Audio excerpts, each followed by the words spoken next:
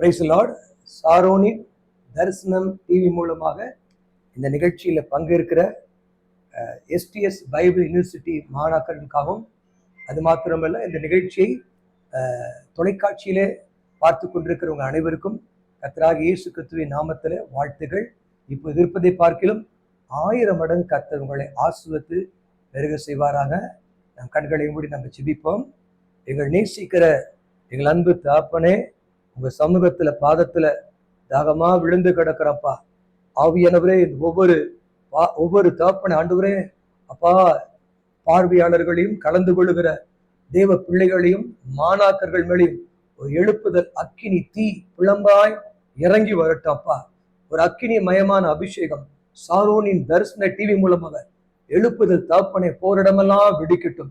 வீடுகள் தோறும், இல்லங்கள் தோறும், இதயங்கள் தோறும் தகப்பனை இடித்து சிதம்பர ஆண்டவரே ஒரு எழுப்புதல் தீ வெடிக்கக்கூடிய ஒரு அபிஷேகத்தை ஊற்றுங்க.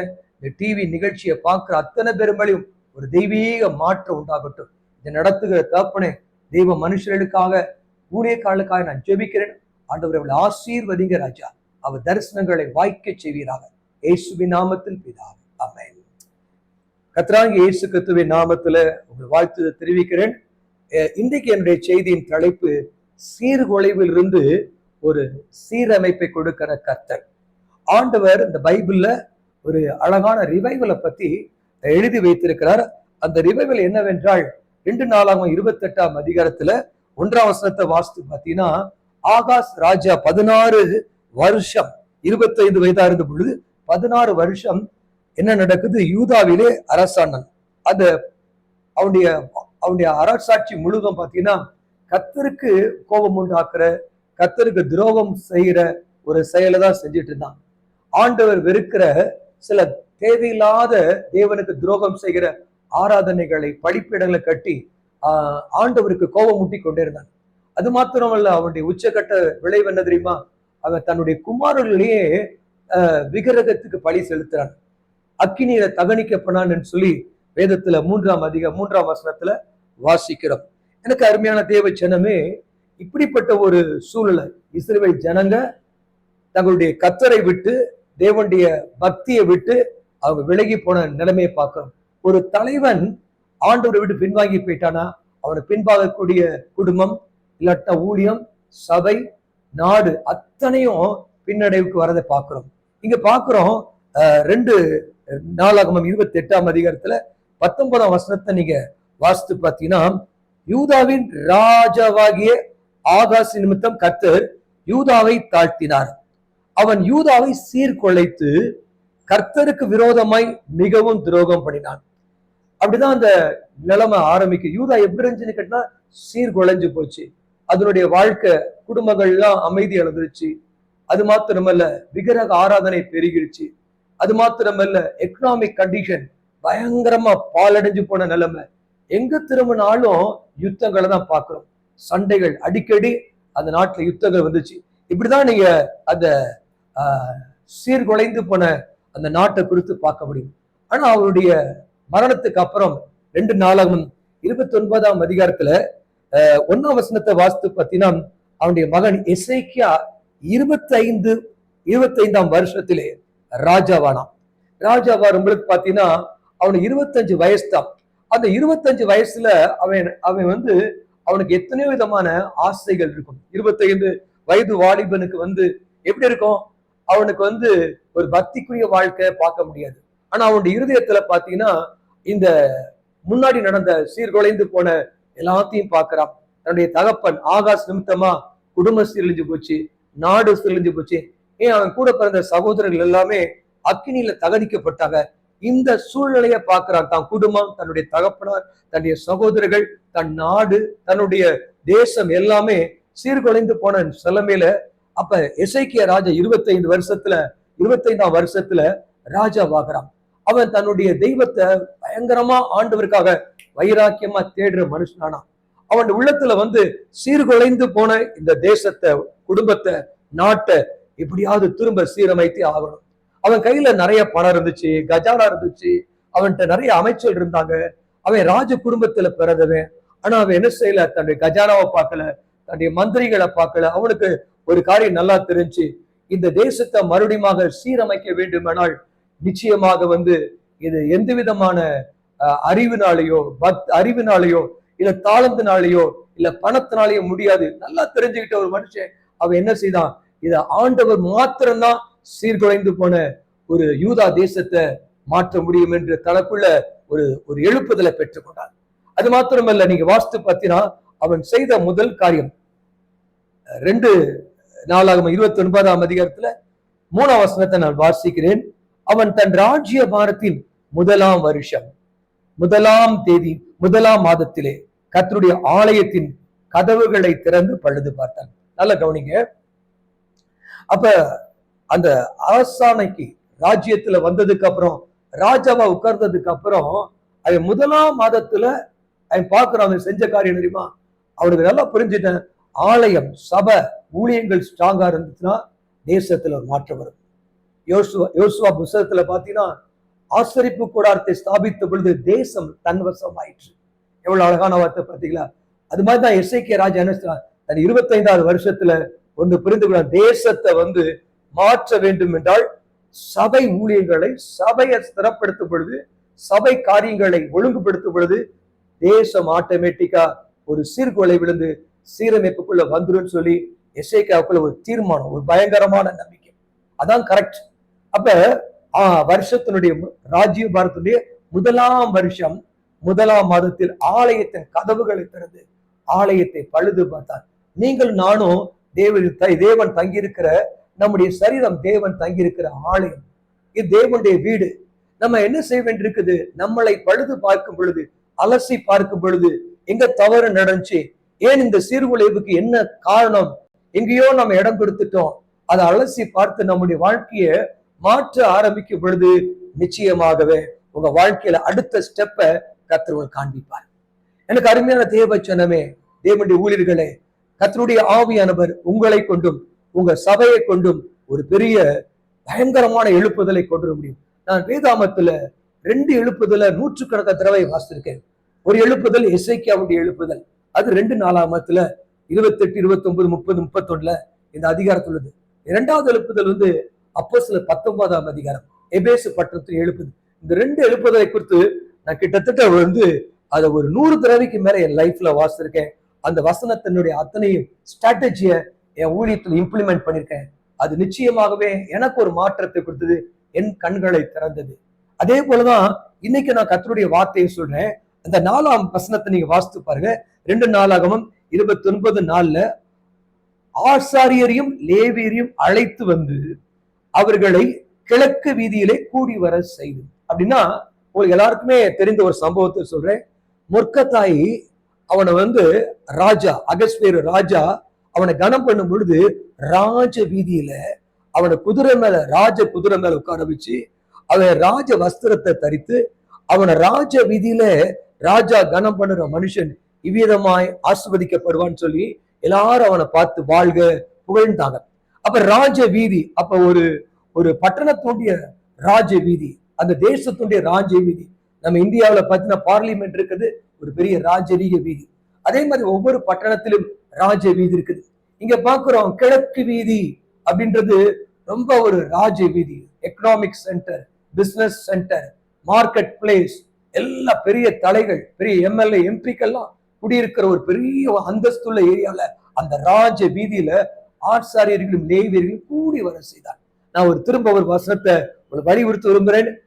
சீர்குலைந்து போன தேசத்தை சீர்படுத்த வேண்டும் என்றால் முதலாவது ஸ்டெப், ஃபர்ஸ்ட் ஸ்டெப் 1ஆம் மாதம் 1ஆம் மாதத்துல ஃபர்ஸ்ட் ஸ்டெப் ஆசாரியர்களையும் லேவியர்களையும் ஒருமனப்பட்டு எல்லாரும் பார்க்கிற அளவு, பப்ளிக்கா பார்க்கிற அளவுக்கு அவங்க ஒன்று சேர்த்து ஒருமனப்பட்டு ராஜ வீதியில கிழக்கு வீதியிலே கூடி வர செய்தான். அப்ப ஆசாரியர்களும் லேவியரும் ஊழியர்கள் ஒருமனப்பட்டு ஒரு வீதியில கூடி வந்துட்டோம்னாலே ஒரு பயங்கரமா அந்த பட்டணத்துக்கு நிச்சயமா எழுப்புதல் வரும், சந்தேகமே இல்லை. ஃபர்ஸ்ட் ஸ்டெப்பை பார்க்கிறோம். இந்த 29ஆம் அதிகாரத்துல 1ஆம் மாதத்துல சில ஸ்ட்ராட்டஜியை பார்க்கிறோம். அந்த ஸ்ட்ராட்டஜி என் வாழ்க்கையில மிக பிரயோஜனம் வந்தது. அந்த ஸ்ட்ராட்டஜி உங்களுக்கும் ஊழியத்துக்கும் மிகுந்த ஆசீர்வாதமா இருக்கும். அந்த அதிகாரத்திலே 10ஆம் வசனத்தை நான் வாசிக்கிறேன். இப்போதும் இஸ்ரவேலின் தேவனாகிய கர்த்தருடைய கோபம் நம்மை விட்டு திரும்பும்படிக்கு அவரோட உடன்படிக்கை பண்ண என் மனதிலே நிர்ணயித்து கொண்டேன் அப்படின்னு சொல்லி 25 வயசு வாலிபன் ராஜாவுக்கு ஒரு தீர்மானம் எடுக்கிறான். இப்போதும் ஒரு ஒரு ஒரு ஒரு ஒரு உறுதியை பாருங்க, ஒரு தீர்மானம், நிர்ணயம். நிர்ணயம்ன்ற வார்த்தை தீர்மானத்தை விட உறுதியை விட மேலானது. அது ஒரு காரியத்துல ஒரு முடிவெடுத்துட்டான்.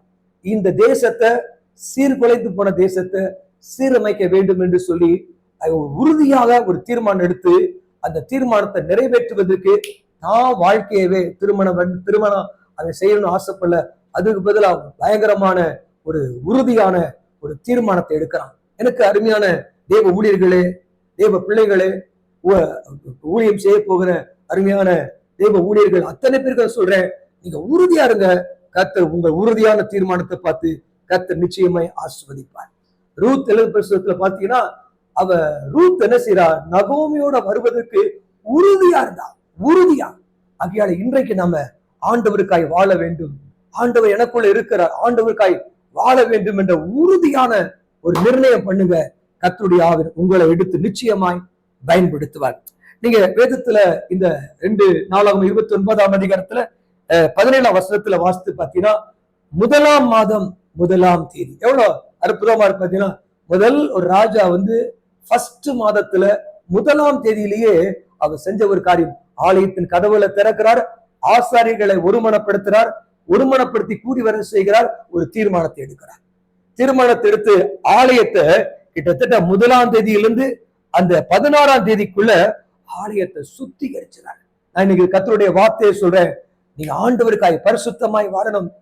ஆண்டவர் உலகம் புறஜாதிகளுக்கு யாரும் தெரியாது, பட் நம்முடைய பரிசுத்தத்தை பார்க்கும் பொழுது அவர் இயேசு பரிசுத்தர் என்று அறிந்து கொள்வார். என் நாமம் உங்கள் நிமித்தமாக பரிசுத்த குலைச்சல் ஆகுது. நம்மை நாமே பரிசுத்தப்படுத்தும் பொழுது ஆண்டவர் உலகத்துக்கு பரிசுத்தம் உள்ளவராக வெளிப்படுவார். எனக்கு அருமையான தேவ பிள்ளைகளே, தேவ ஊழியர்களே, கர்த்தருடைய ஆவியானவர் ஒரு எழுப்புதல் ஆரம்பிக்க போகுது. அந்த எழுப்புதல் கர்த்தர் உன்னை தான் பண்படுத்தி பயன்படுத்த போகிறார். இது உனக்கு ஒரு சவாலான நேரம். இந்த நேரத்துல கர்த்தருடைய ஆவியானவர் நான் பேசுகிற ஒவ்வொரு வார்த்தையும் உன் இருதயத்துல விதைக்கப்படும், வீணா திரும்பாது. கர்த்தர் எந்த வயசா இருந்தாலும் சரி, 25 வயசோ 16 வயசோ, கர்த்தர் உன்னை 30 வயசோ 40 வயசோ, வயது பெரிதல்ல, உன் இருதயம் பெரிது. உன்னை கர்த்தர் நிச்சயமாய் பயன்படுத்துவார். அதே வசனத்துல நீங்க வாசித்து பார்த்தீங்கன்னா, 20ஆம் வசனத்தை நான் வாசிக்கிறேன், கேளுங்க. அப்பொழுது ராஜாவாகிய எசேக்கியா, ஓ காட், காலமே எழுந்திருந்து பிரபுக்களை கூட்டிக் கொண்டு கர்த்தரின் ஆலயத்துக்கு போனான். எவ்வளவு அருமையான வசனம் பாத்தீங்கன்னா. இன்னைக்கு பார்க்கிறோம், அநேக விதமான அஞ்ஞானிகளுடைய வழிபாடுகள் காலையில 5 மணிக்கு 3 மணிக்கெல்லாம் திறந்துறத பாக்குறோம். அதிகாலமே நம்ம தேவனை தேடும் பொழுது வானம் திறக்கப்படும், தேவதூர் இறங்குவாங்க. ஆனா ஒரு அஞ்ஞானிகள் பலி செலுத்தும் பொழுது, பூஜைகள் செலுத்தும் பொழுது, அவங்க செய்யும் பொழுது பாதாளம் திறக்கப்பட்டு பேய்கள் எழும்பி வரும். யோபு 3ஆம் அதிகாரம் 8ஆம் வசனத்துல அங்க பாக்குறோம், வேதத்துல தெளிவாய் பார்க்கிறோம், நாள் பார்க்கிறவர்களும் அவர்கள் லிவியத்தான் ஆவியை கீழே இந்த பாதாளத்திலிருந்து எழும்பி வர பண்றாங்களாம். தேவ மனுஷர்களே, கர்த்தருடைய ஆவியானவர் உங்களோடு சொல்றார், யோபுடைய வாழ்க்கையில நல்ல பக்தி உள்ள மனுஷன், அவன் அட்டாக் பண்ணது தெரியுமா, பாதாளம் திறக்கப்பட்டு நாள் பார்க்கிறவர்கள் அவங்க என்ன செய்யறாங்க, லிவியத்தான் ஆவிய தேவ ஊழியருக்கு விரோதமாக, பக்தி உள்ள மனுஷர் விரோதமா ஏவி விடுறாங்க. நான் இன்னைக்கு கர்த்தருடைய வார்த்தை உங்களுக்கு சொல்றேன், நம்ம அதிகாலமே நம்ம சபையை திறந்து வச்சு காலமே நம்ம கூடி நம்ம ஜெபிக்க ஆரம்பிக்கும் பொழுது கர்த்தருடைய ஆவியர் காலையிலே கர்த்தருடைய கிருபைகள் புதிதாய் விளங்கும். நிச்சயமாய் கர்த்தருடைய ஆவியர் சீர்குலைந்து போன அந்த காரியத்திலிருந்து கர்த்தர் மறுபடியும் சீரமைக்க ஆரம்பிப்பார். இந்த பைபிள்ல ஆண்டவருக்கு நாமங்கள் அநேகம் உண்டு. எகோவா ஷாலோம், எகோவா ரஃபா, எல்ஷடா, எபினேஷர் அப்படின்னு சொல்லி அநேக நாமங்கள் இருக்கு. இந்த பகுதிக்கு ஒரு ஏற்ற ஒரு நாமம் என்னவென்றால் எலாஷிப். எலாஷிப் என்ற வார்த்தைக்கு என்ன பொருள் தெரியுமா, சீர்குலைந்து போனதிலிருந்து ஆண்டவர் மறுபடியுமாக சீரமைத்து இழந்து போனதெல்லாம் திருப்பி கொடுக்கிற ஆண்டவர். அந்த எலாஷிப் என்ற நாமத்துக்கு என்ன அர்த்தம் என்றால், அது அழகாய் சொல்லப்படு, சீர்குலைந்து போன,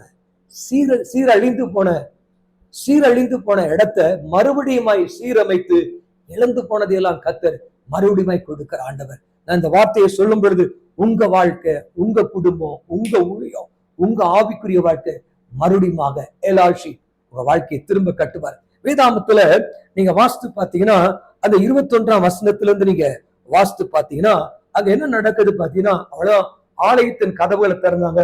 காலையில அதிகால ஜெபம் ஜெபம் ஜெபம் ஜெபம் ஜெபம். ஒரு ராஜாவுக்கு என்னப்பா அவனுக்கு இல்லாத வசதியா? எல்லா வசதி. ராஜா எல்லாரையும் கூட்டிட்டு போறான். ஜெபத்துக்கு ஆட்களை கூட்டுல ஆலயத்துக்கு போக. நீங்க ராஜாவா இருந்தா கூட, நீங்க மந்திரியா இருந்தா கூட ஆலயத்துக்கு போய் அதிகாலையில ஜெபம் பண்ணி பாருங்க. கர்த்தருடைய ஆவியானவர் நீங்க எந்த காரியம் சீர்வழிஞ்சு போனாலும் ஃபர்ஸ்ட் ஸ்டெப் நீங்க சீரமைக்கப்படுறதுக்கு கர்த்தர் வழிகளை திறப்பாரு. இந்த நாள் செய்தி என்ன தெரியுமா? சீர்குலைந்து போனதுல இருந்து சீரமைக்கிற கர்த்தர் இந்த தேவன் இன்றைக்கும் எலாஷிப் உன் லைஃப்லயும் அது சீரமைக்கிற தேவனா இருக்காரு. எனக்கு அருமையான தேவை சொன்னமே அந்த வசனங்களை நீங்க வாசித்து பார்த்தீங்கன்னா 24ஆம் வசனத்தை வாசித்து பாருங்க. இஸ்ரவேல் அனைத்திற்காகவும் அதுக்கப்புறம் பாத்தீங்கன்னா பலிப்பீடத்துக்காகவும் ஆலயத்துக்காகவும் பனிமூட்டுகளுக்காகவும் அவங்க என்ன செய்யறாங்க?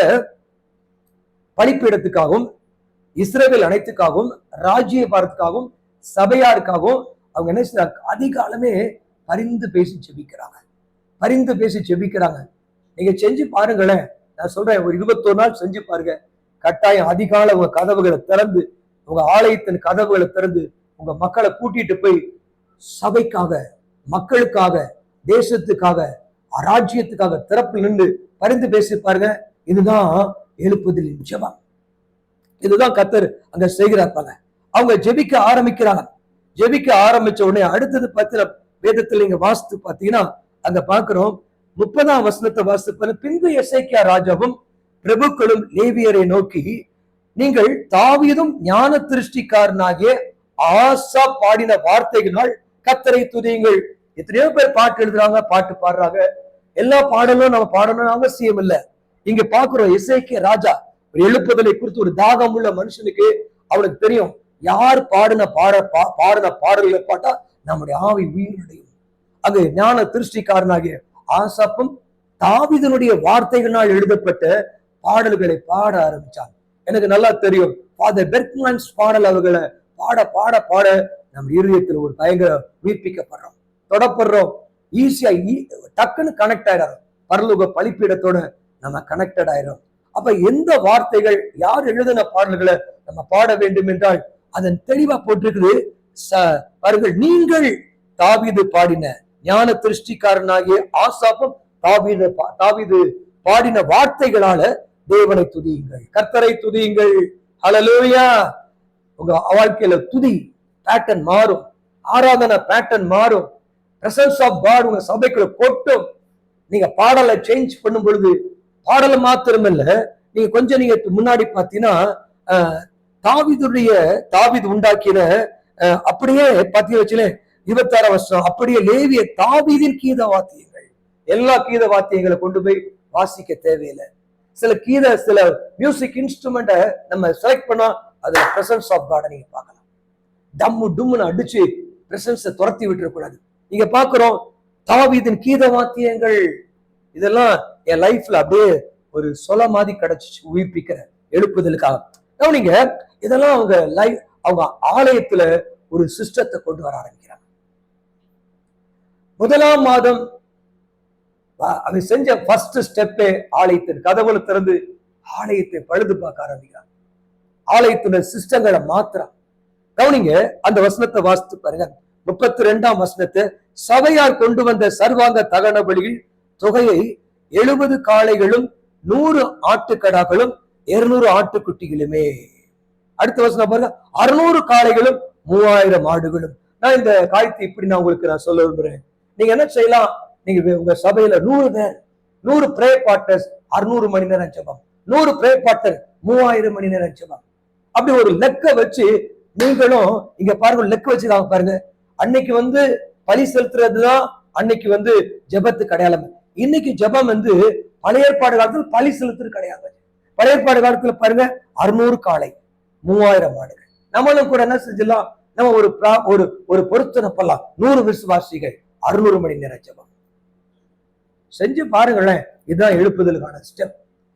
அந்த அதிகாரம் முடியும் போது பாருங்க, 35ஆம் வசனத்துல சர்வாங்க தகன பலிகளும் ஸ்தோத்திர பலிகளும் சர்வாங்க தகன பலிக்கு அடுத்த பான பலிகளும் மிகுதியா இருந்தது. எப்படி பெஸ்ட் வந்துருச்சு பாத்தீங்களா? மூடி கடந்து சீர்குலைந்து போய் அப்படியே உருவடைந்து போன அந்த ஆலயத்துடைய சூழலை பாருங்க. 29ஆம் அதிகாரம் ஆலயத்தை திறக்கிறான். அந்த 35ஆம் அதிகாரம் 29 அதிகாரம் 3ஆம் வசனத்தை ஆலயத்தை திறக்கிறார். அந்த அதிகாரம் முடியும்போது பாருங்க எவ்வளவு அழகாப்பட்டது. சர்வாங்க தகன அர்ப்பணிப்பு, பிரதிஷ்டை ஆராதனை, நம்முடைய வாழ்க்கையை திரும்ப ரீபிரதிஷ்டை பண்றோம். அடுத்து பாருங்க ஸ்தோத்திர பலிகள், வர்ஷிப், நன்றி செலுத்துறது. அடுத்து பாருங்க பான பலிகள். பான பலினா உடஞ்சு ஊத்துற, பரிந்து பேசுகிற ஒரு ஜெபம். இதெல்லாம் மிகுதியா இருந்தது. ஆவியில் உற்சாகமா தொடப்பட்ட வார்த்தை சபைக்குள்ள சர்வாங்க தகன பலி, அர்ப்பணிப்பின் ஜெபம், பான பலியின் ஜெபம் அப்படின்னா பிரதிஷ்டை, அதாவது பரிந்து பேசுற ஜெபம். ஸ்தோத்திர பலிகள்னா பிரைஸ் அண்ட் வர்ஷிப். இதை நீங்க மிகுதியாக்குங்க. முன்ன விட நீங்க மிகுதியாக்கி பாருங்க. ஆண்டவர் இப்படியாக இவ்விதமாய் அங்க போட்டிருக்கு 35ஆம் வருஷம், இவ்விதமாய் கர்த்தருடைய ஆலயத்தின் ஆராதனை திட்டம் பண்ணப்படும். 25 வயசு வாலிபன் டோட்டலா சர்ச்சினுடைய வர்ஷிப் ஸ்டைலே மாத்திட்டான். ஏன் நம்ம மாத்தக்கூடாது? முதலாம் மாதம் ஃபர்ஸ்ட் ஸ்டெப் ஆலயத்தின் கதவுகளை தந்தான், ஆலயத்தை பழுது பார்த்தான். அதிகால ஜெபம், பான பலிகள், ஸ்தோத்திர பலிகள், சர்வாங்க தகனில் மிகுதியாயிருந்தது. நாங்க வரணும். இன்னைக்கு விட நான் ரொம்ப மிகுதியா நான் ஜெபிக்கணும், மிகுதியாய் நான் தேசத்துக்காய் திறப்பு நிற்கணும், மிகுதியாய் நான் அர்ப்பணிக்கணும். இந்த செய்தியை கேட்கிற உங்க லைஃப்ல இன்னொரு நாள் எழுப்புவதை காத்திருக்க வேண்டாம். இதுதான் உங்க எழுப்புதலின் நேரம். அல்லேலூயா. 36ஆம் வசனத்தை நான் வாசிக்கிறேன். தேவன் ஜனத்தை ஆயத்தப்படுத்தினதை குறித்து எசேக்கியாவும் ஜனங்கள் எல்லாரும் சந்தோஷப்பட்டார்கள். இந்த காரியத்தை செய்யும்படியான யோசனை சடுதியாய் உண்டாயிற்று. அல்லேலூயா. நான் உங்களுக்கு திரும்ப சொல்றேன், தேவ மனுஷர்கள், தலைவர்கள், ராஜாக்கள், ஆசாரிகள் நம்ம தேவ ஜனங்களை ஆயத்தப்படுத்தும் எழுப்புதலுக்காக. இந்த 3 மாத காலத்துல 8000 ஜெப பங்காளர்களை கிட்டத்தட்ட 2.5 லட்சம் மணி, கிட்டத்தட்ட ஒரு நாளைக்கு 1 மணி நேரம் விதமா கிட்டத்தட்ட 8000 ஜெப பங்காளர்களையும் டெய்லி ஒரு கிட்டத்தட்ட 40 நாள் மேல ஜெபிக்க வைக்க போறோம். எதுக்காக தெரியுமா? சென்னையின் எழுப்புதலுக்காக. ஏதாவது மிகுதியாய செய்யணும். முன்ன விட நம்ம மிகுதியாய செய்யணும். கர்த்தர் உங்களையும் அதை செய்வாராக. 2வது காரியம் பாருங்க, ஒரு எழுப்புதல் சீர்குலைந்து போன சீர்குலைவுல இருந்து ஒரு சீரமைக்கப்படுறதுக்கான ஸ்டெப்ஸை சொல்றேன். நம்பர் 2, 2வது காரியம் 2 நாளாம் 30ஆம் அதிகாரத்துல எடுத்துக்கொள்ளுங்க. 2 நாளாம் 30ஆம் அதிகாரத்துல 2ஆம் வசனத்தை நான் வாசிக்கிறேன். 2ஆம் வசனத்தை வாசித்து பாருங்க. 2ஆம் வசனம், பஸ்காவை 2ஆம் மாதத்திலே ஆசரிக்கும்படி ராஜாவும் அவனுடைய பிரபுக்களும் எருசலேமிலே சபையார் யாவரும் யோசனை பண்ணார். முதல் யோசனை பாத்தீங்களா? நான் சொன்னல, சடுதியா யோசனை வந்தது. முதல் யோசனையே சக்சஸ் ஆயிடுச்சு. First step success. 2வது ஸ்டெப் அடுத்த யோசனை வருது பாருங்க. பஸ்காவை 2ஆம் மாதத்திலே ஆசரிக்கும்படி ராஜாவும் அவனுடைய பிரபுக்களும் எருசலேமிலே சபையார் யாவரும் யோசனை பண்ணியிருந்தார்கள். 2வது ஸ்டெப் என்ன யோசனை வந்து தெரியுமா? பஸ்கா. பஸ்கா பஸ்கா பஸ்கா என்பது நம்ம சபையில திருவந்த ஆசரிக்கிறோம். இந்த பஸ்கா முதல் பஸ்கா நீங்க ஆதியாகமம் 14ஆம் அதிகாரத்துல சாவே பள்ளத்தாக்குல கிட்டத்தட்ட 9 ராஜாக்களை ஆபிரகாம் முறியடித்து அவர் சாவே பள்ளத்தாக்குல அவர் வரும் பொழுது மெல்கிசேதேக்கு எதிர்கொண்டு திராட்சை ரசத்தை அப்பத்தை கொடுக்கிறார். அப்பத்தை கொடுத்தோடனே அது ஆபிரகாம் அந்த திராட்சை ரசத்தை அப்பத்தை வாங்கிட்டு ஆபிரகாம் அந்த மெல்கிசேதேக்கு தசமபாகம் கொடுக்கிறான். தசமபாகம் கொடுத்துட்டு அந்த தசமபாகத்தை மெல்கிசேதேக்கு பெற்றுக்கொண்டு உன்னதமான வானத்தையும் பூமி உண்டாக்கின உன்னதமான தேவனால் கர்த்தர் ஆஸ்வதிப்பாராக. அவ்வளவுதான். அன்னைக்கு நைட்டு 15ஆம் அதிகாரத்துல ஆதியா 15ஆம் அதிகாரம் 1ஆம் வசனத்துல கர்த்தர் ஆபிரகாமுக்கு தரிசனத்துல உண்டாக்கி தரிசனத்துல ஆபிரகாம் கர்த்தருடைய வார்த்தை உண்டாகி, பயப்படாதே, நான் உனக்கு கேடகமும் மகா பெரிய பலனுமா இருப்பேன் அப்படின்னு, செல்வமா பணமா இருப்பாராம். நான் உனக்கு பாதுகாப்பா பணமா இருப்பேன். நான் ஒண்ணு கருத்து சொல்றேன், எங்கெல்லாம் பஸ்கா ஆசரிக்கப்படுதோ அங்கெல்லாம் பாதுகாப்பும் பணமும் இருக்கும். ரெண்டாவது பஸ்காவை நீங்க வாசித்து பார்த்தீங்கன்னா யாத்ராம் 12ஆம் அதிகாரத்துல 430 வருஷம் இஸ்ரவேல் ஜனங்க அடிமைத்தனத்திருந்தாங்க. சாப்பாடு இல்ல, உறைவிடம் இல்ல, பணம் இல்ல, சம்பளம் இல்ல, ஏழ்மை, அடிமைத்தனம், கசப்பான வாழ்க்கை. அந்த தினத்துல ஆண்டவர் 430 வருஷமா இஸ்ரவேல் ஜனங்களை விடுவிப்பதற்கு கர்த்தர் கொடுத்த ஒரு திட்டம் தான் பஸ்கா. அந்த பஸ்காவை ஆண்டவர் மோசே சொல்லுகிறார், நீங்க அந்த பஸ்காவை அடித்து ஒரு வயது ஆட்டுக்குட்டி அடிச்சு, அந்த ஆட்டுக்குட்டி பழுதற்ற ஆட்டுக்குட்டி அடிச்சு அது ரத்தத்தை வீட்டு வாசல்களை நிலைக்காடுகளை பூசணும் அப்படின்னு சொல்றாரு. எங்கெல்லாம் அந்த பஸ்கா ஆசரிக்கப்பட்டுச்சோ அங்கெல்லாம் ஆண்டவர் வீடுகள்ல இருந்து பாவத்தை, புளிப்பான மாவை எடுத்தார். நீங்க பஸ்காவை ஆசரிக்கும் பொழுது கர்த்தர் உங்க வீட்டுக்குள்ள இருந்து பாவம் நிவர்த்தி ஆகும். அது மாத்திரமல்ல, பஸ்கா என்பது ஆண்டவராகிய இயேசு கிறிஸ்து நம்முடைய பஸ்கா. அவரை நினைவு கூறும்படி செய்யுங்கள். பஸ்கா என்பது அவருடைய சரீரத்தை, சிலுவையை பார்க்கிறோம், அடிக்கப்படுற அவருடைய காயங்களை பார்க்கிறோம், முள்முடியை பார்க்கிறோம். அதெல்லாம் பார்த்து நினைத்து நினைத்து நினைத்து அவரை நினைவு கூறும் பொழுது நம்முடைய வாழ்க்கையில நம்ம நினைவு கூற ஞாபக புஸ்தகத்திலே ஆண்டு உன்னை குறித்து சில காரியங்கள் எழுதிடுவார். அவரை நினைவு கூறும் பொழுது நீ நினைப்பூட்டப்படுவ. ஆண்டவருக்கு நினைப்பூட்டுதலா இருக்கும்.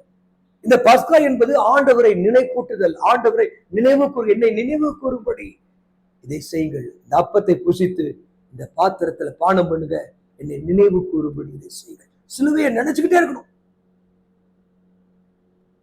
ரத்தத்தை நினைக்கணும், காயத்தை நினைக்கணும், அவருடைய தியாகத்தை நினைச்சு கண்ணீர் விடணும். அவரை நினைக்க நினைக்க நினைக்க சிந்தை சுத்தமாகும், மனம் சுத்தமாகும். எனக்கு அன்பு சகோதரனே, வேதத்திலேயே வாசித்து பார்த்தீங்கன்னா யோசுவா 6ஆம் அதிகாரத்துல எரிக்கோ கோட்டை.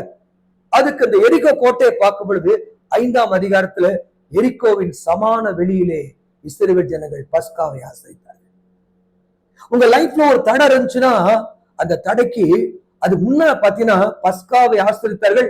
6ஆம் அதிகாரம் எரிக்கோ கோட்டை உடைச்சு 7ஆம் அதிகாரத்துல பாலும் தேனும் ஓடுற கானானுக்குள்ள என்ட்ரி பண்ணிட்டாங்க. உங்க வாழ்க்கையின் தரிசனத்தை, வாக்குத்தத்தை நிறைவேறுவதற்கு கர்த்தருடைய ஆவியன் எரிக்கோ தடையா இருக்கலாம், சில பிரச்சனைகள் தடையா இருக்கலாம். ஆண்டவர் சொல்றாரு, என்னை நினைவு கூறும்படி இது செய்கள். ஜாஷுவா பஸ்காவை எரிக்கோவின் சமான வெளியில ஆசரித்தார். எஸ்ரா 6ஆம் அதிகாரம் 22ஆம் வசனம் அங்க பாக்குறோம். எஸ்ரா ஒரு பஸ்காவை ஆசரித்தார். ராஜாக்கள் இருதயங்களை ஆலயத்தை கட்டும்படியாக கர்த்தர் பக்கத்துல திருப்பினார். எனக்கு அருமையான தேவ பிள்ளையே, 2 நாளாம் 30ஆம் அதிகாரத்துல 2ஆம் மாதம் செகண்ட் ஸ்டெப், 2ஆம் மாதத்துல அவங்க பஸ்காவை ஆசரிச்சார்கள். பஸ்காவை ஆசரிக்கும் போது பாருங்க என்ன நடந்துச்சு பாருங்களேன். 21ஆம் வருஷத்தை வாசிக்கிறேன். அப்படியே எருசலேமில் காணப்பட்ட இஸ்ரவேல் புத்திரர் புளிப்பில்லாத அப்ப பண்டிகை 7 நாளும் மகா ஆனந்தத்தோடு ஆசரித்தார்கள். அப்ப பஸ்காவை ஆசரிக்க என்ன நடந்துச்சு கேட்டா ஒரு ஆனந்தம், மகிழ்ச்சி. பாருங்க, அடுத்து நீங்க வாசித்து பாருங்க 23ஆம் வருஷம். பின்னே வேற 7 நாளும் ஆசரிக்க சபையார் எல்லாரும் யோசனை பண்ணி அந்த 7 நாளும் ஆனந்த சத்தத்தோட ஆசரித்தார்கள். எவ்வளவு பெஸ்ட் ரிவைவல் ஸ்டெப் பாத்தீங்களா? நான் உங்களுக்கு சொல்றேன், கர்த்தருடைய வார்த்தைய, இது என் வாழ்க்கையை மாத்துச்சு. இந்த புஸ்தகம், இந்த அதிகாரம் மாத்துச்சு. இந்த கர்த்தருடைய வசனம் என் வாழ்க்கையை புரட்டி போட்டுச்சு. கவனிங்க, ஒரு பஸ்காவை 7 நாள் தான் ஆசரிக்கணும். ஆனா இங்க பாக்குறோம் இந்த 22ஆம் வருஷத்தை கர்த்தருக்கு அடுத்த காரியத்தை நல் உணர்வுள்ள எல்லா லேவியரோடும் எசேக்கியா பட்சமாய் பேசினான். நம்ம சுற்றிலுமா இருக்கிற இந்த பட்டணத்தை, தேசத்தை மாற்றுவதற்கு நல் உணர்வுள்ள லேவியர்கள் தரிசனம் பெற்ற ராஜாவோடு இணையும் பொழுது, பேசும் பொழுது அவங்க எல்லாம் சந்தோஷப்பட்டு இந்த பஸ்காவை 14 நாள் இன்னும் 7 நாள் கொண்டாடுவோம். நடந்த நிகழ்ச்சி தெரியுமா? அந்த 30ஆம் அதிகாரம் முடியும் பொழுது பாத்தீங்கன்னா அப்படியே 26 அப்படியே எருசலேமில் மகா சந்தோஷம் உண்டாயிற்று. நான் சொல்றேன், உங்க சபை குடும்பங்கள், உங்க சபை வீதி, உங்க ஏரியா, உங்க பட்டணம் மகா சந்தோஷம் உண்டாகும். 27 வாசிக்கிறேன் கேளுங்க. லேவியரான ஆசாரியர்கள் எழுந்து நின்று ஜனத்தை ஆசீர்வதித்தார்கள். அப்படி சத்தம் கேட்கப்பட்டது. அப்படி விண்ணப்பம் அவருடைய பரிசுத்த வாசஸ்தலமாகிய பரலோகத்திலே வந்துட்டு, நான் உங்களுக்கு தீர்க்கதரிசனமா சொல்றேன். இந்த செகண்ட் ஸ்டெப், 2ஆம் மாதம் செகண்ட் ஸ்டெப் பஸ்கா. எந்த சபையில பஸ்காவை ஆசரிக்கிறார்கள்? ஆதி திருச்சபை 3000 பேர் ரட்சிக்கப்பட்டாங்க. ரட்சிக்கப்பட்ட அவர்கள் அனுதினமும் தேவாலயத்திலும் வீடுகள் தோறும் கூடி அவங்க ஜெபத்திலும் அப்போஸ்தலர் உபதேசத்திலும் அந்யோன்ய ஐக்கியத்திலும் அப்பம் பிக்குதலிலும் உறுதியாய் தரித்திருந்தார்கள். அந்த மகிழ்ச்சி வந்துச்சு. இங்கேயும் பஸ்காவுல மகிழ்ச்சி வந்துச்சு. நான் உங்களுக்கு தீர்க்க தரிசனமா சொல்றேன், எங்கெல்லாம் பஸ்காவை ஆசரிச்சாங்களோ அங்கெல்லாம் வியாதி இல்லை. பஸ்காவை ஆசரிச்ச பொழுது 430 வருஷமா ஏழைகளா இருந்தாங்க. அன்றைய தினமே அவங்க எகிப்துல இருந்து வெள்ளி உடைமைகளையும் பொன்னுடைமையும் கொள்ளையிட்டார்கள். நான் தீர்க்கதரிசனமா சொல்றேன், எகிப்தினுடைய சம்பாத்தியம், வர்த்தக லாபம் உனக்கு தாண்டி வரும். பஸ்கா பரிசுத்தப்படுத்தி பஸ்காவை ஆசரிக்க ஆசரிக்க இஸ்ரவேல் ஜனங்க அதை செஞ்சாங்க.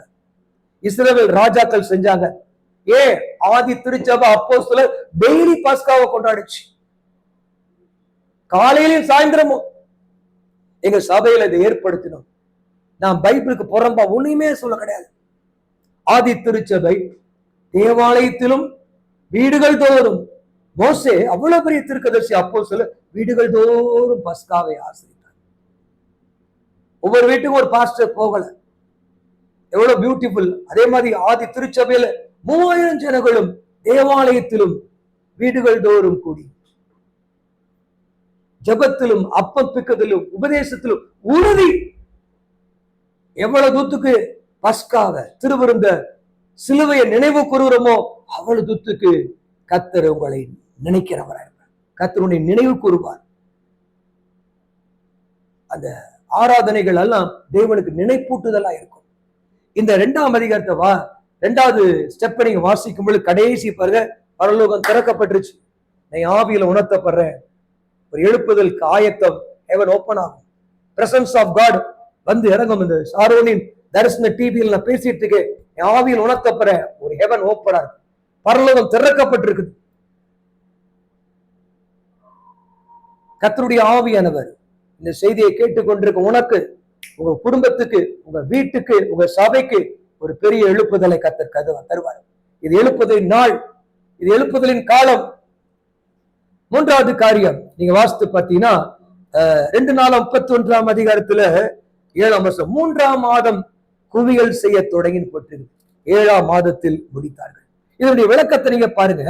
31ஆம் அதிகாரத்தினுடைய முதல் வசனத்தை நான் வாசி. இதையெல்லாம் முடிந்த பின்பு, எதையெல்லாம் முடிந்த பின்பு 1ஆம் மாதம் ஆலயத்தின் கதவுகளை திறந்து அதிகாலை ஜெபம்,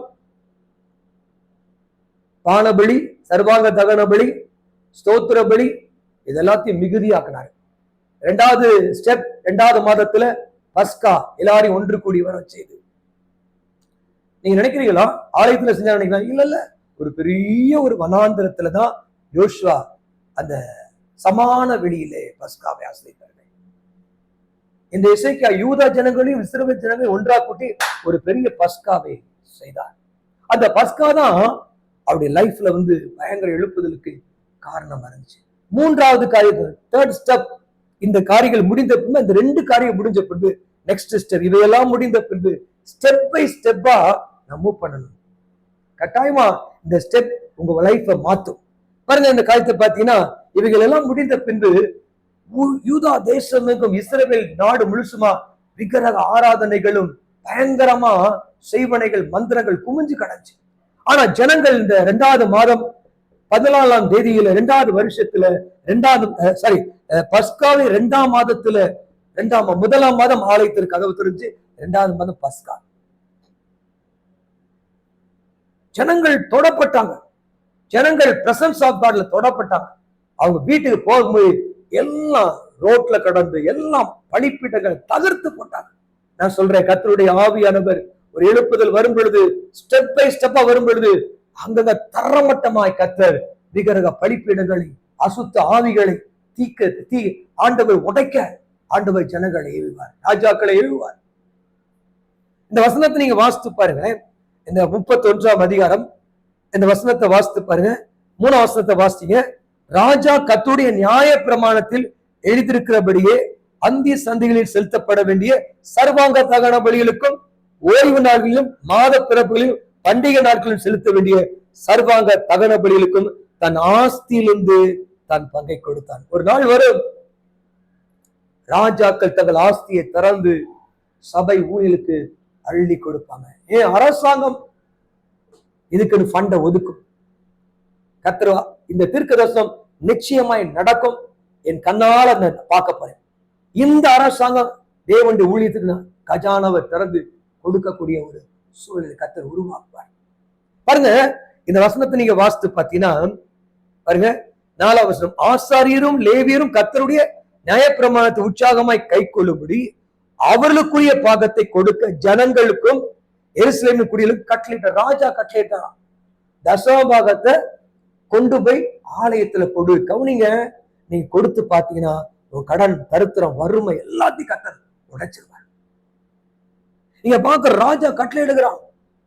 அவரு ஆசரிப்பு கூடாரத்துல வேலை செய்யற ஆசாரியனுக்கும் லேவியருக்கு போக வேண்டிய பாகம், அந்த பாகம் தான் உடைய சம்பளத்துல 10ல் 1 பங்கு, 10ல் 1 பங்கு தசம பாகம்.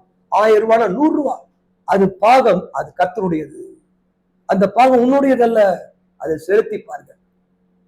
நீங்க வாசித்து பார்த்தீங்கன்னா இந்த வார்த்தை கட்டளையிட்டான், இது ஒரு கட்டளை, ராஜாவின் கட்டளைய நம்ம பார்க்கிறோம். PM CM கட்டளைப்பட்டானா அது எல்லாருமே நிறைவேற்றும்.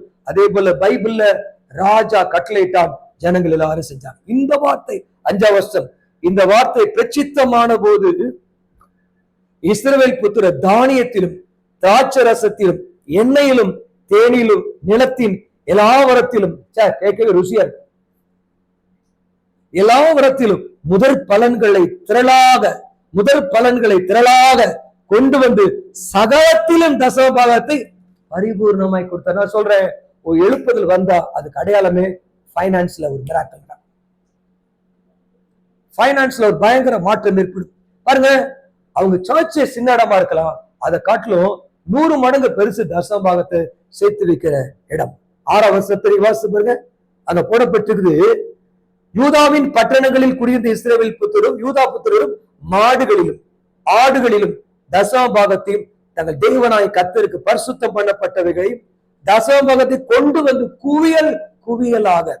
நான் பல சபையில போய் பிரசங்கம் பண்ண போறேன், பல கன்வென்ஷன் போறேன்.